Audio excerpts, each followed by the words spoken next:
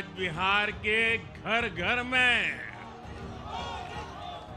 मखाने की खीर बनाना पक्का कर दिया है। बिहार की सियासत में शुक्रवार का दिन इतिहास बन गया, जब एनडीए ने अब तक की सबसे बड़ी बहुमत से चुनाव जीतकर विपक्ष का सूपड़ा साफ कर दिया।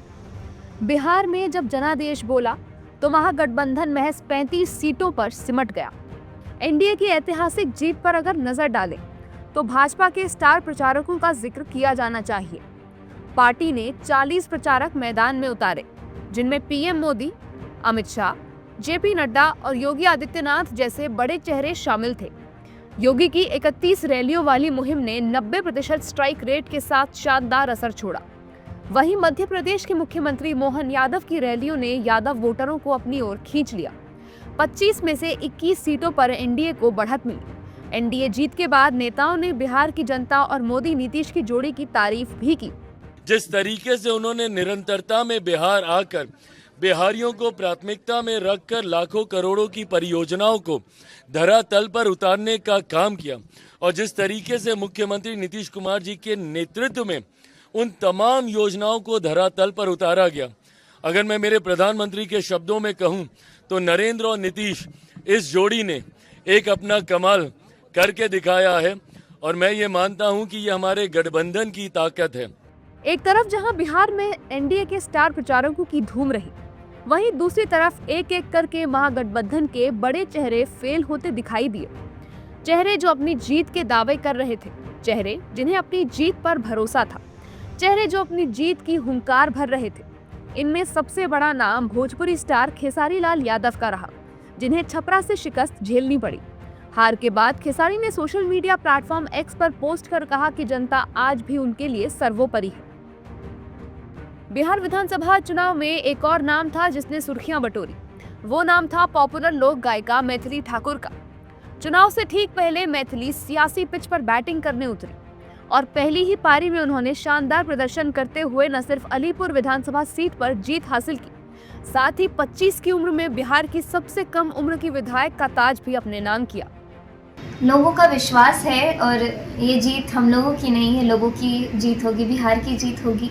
और विकास पुरुष जैसे माननीय मुख्यमंत्री जी को लोग कहते आए हैं, वो मैंने ऑन ग्राउंड देखा, क्योंकि मेरे लिए पहला चुनाव का एक्सपीरियंस था। मैंने जो लोगों के अंदर प्यार देखा मुख्यमंत्री जी के लिए और हमारे प्रधानमंत्री नरेंद्र मोदी जी के लिए, तो मेरा सौभाग्य है कि मुझे उन लोगों के सानिध्य में रह करके ये चुनाव लड़ने का अवसर मिला।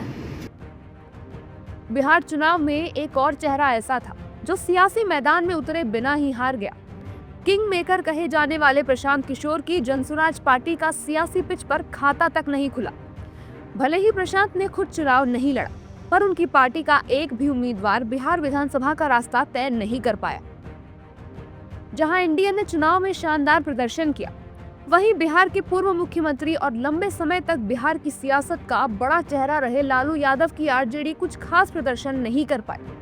आरजेडी को बिहार की सियासत में पिछले 35 सालों की दूसरी सबसे शर्मनाक हार का सामना करना पड़ा है। इस बार आरजेडी महज 25 सीटों पर सिमट गई है। इससे पहले 2010 में आरजेडी को सिर्फ 22 सीटें मिली थी। लालू परिवार के अंदर हुए कलेश का असर बिहार चुनाव में देखने को मिला, क्योंकि लालू के लाल तेज प्रताप यादव ने अपनी पार्टी बनाई, चुनाव लड़ने की घोषणा भी की, महुआ विधानसभा सीट से सियासी मैदान में उतरे भी, मगर उन्हें हार का सामना करना पड़ा।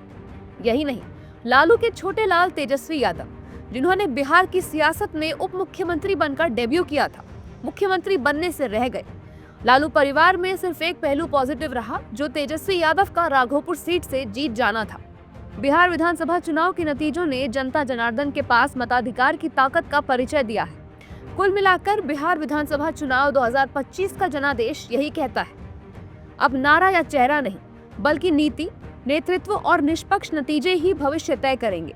ये सिर्फ जीतने वालों की कहानी नहीं, बल्कि राजनीति में आ रहे इस बदलाव की गवाही है कि जनता अब सिर्फ सुनती नहीं, सोच समझकर अपना नेता चुनती है।